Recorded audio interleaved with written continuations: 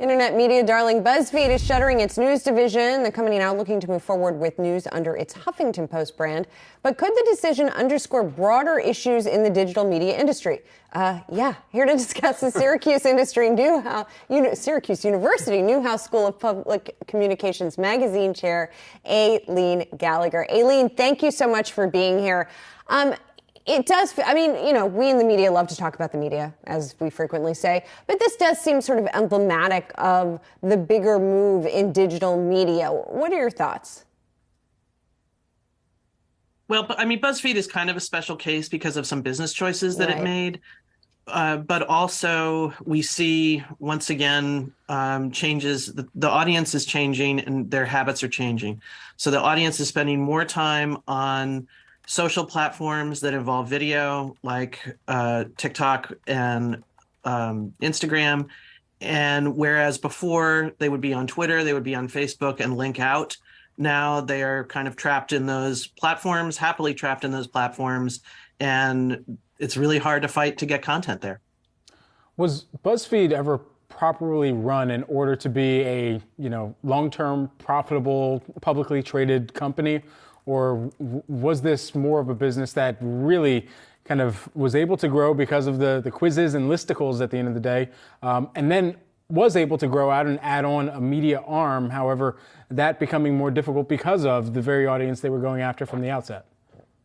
BuzzFeed News is certainly a prestige operation, and they did great journalism. They did a lot of important investigations into Russia, big pharma, tech, and disinformation. So BuzzFeed News closing is a loss for a better informed democracy. Business-wise, however, BuzzFeed News was always kind of a weird fit with a company that was kind of like the fun, goofy corner of the internet. And we see that when they're kind of doubling down on their original, cheaper content, like quizzes, and they're also using AI to generate those things. So it's not only cutting off the expensive reporting arm, but really cutting costs in just content generation altogether. Well, and I guess it's telling as well that some of the alumni of BuzzFeed News have moved to other, quote unquote, more serious news organizations. The Atlantic, for example, a number of folks have ended up over there. We also heard that Insider was cutting some jobs. That was another piece of news that dropped yesterday. So when you look at the overall digital landscape, in particular for serious news, kind of where are we? Is there enough resourcing out there right now?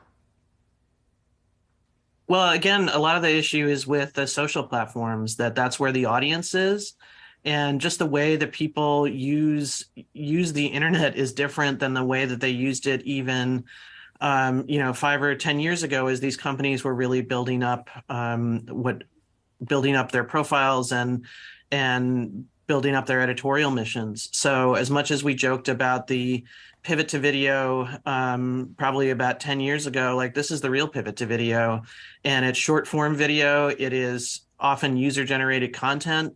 It is the audience making video for themselves. And so those of us in the editorial world are kind of having to take stock and figure out what happened to our audience and how do we find them. You mentioned that social media is the issue, but to what extent as well is new technology and generative AI, and how some of the organizations have decided to lean further into that instead of holding on to staff who would be writing these stories? It depends on how they're using AI. AI doesn't really help with new information. AI can only work with information that's already out there. So for reporting, AI can't report me a new story because it has to go seek new information that isn't out there already. But in terms of, the AP has been using AI for quite a while, as has Bloomberg and Reuters, I believe, to do earnings stories. One of my first jobs out of college was I was a business reporter, and I wrote earnings stories. And that part of my job has been replaced by a machine, and that's okay, because it takes a lot of time to write those things, and that's time better spent on actual news gathering. Right. Information is the point of the realm.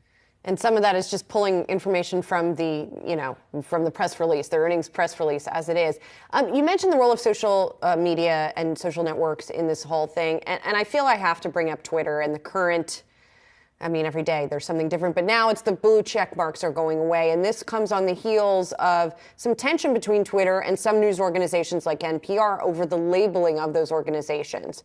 At what point does Twitter become, I don't know, not useful for these news organizations? Or are we still a long way off from that? Feels closer every day. The audience for Twitter has been flat for a number of years. So it truly is a platform. It is a news platform. And whether that news is coming from news organizations or celebrities, that is where you go if you want to find out what's going on in the world right at this second.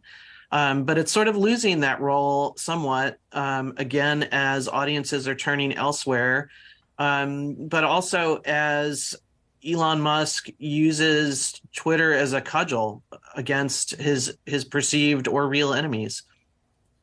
With my blue check mark, Aileen, I was once a member of the Capital Society, and now I'm just a member of District 12 all over again.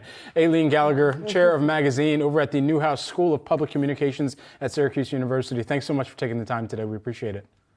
Thank you.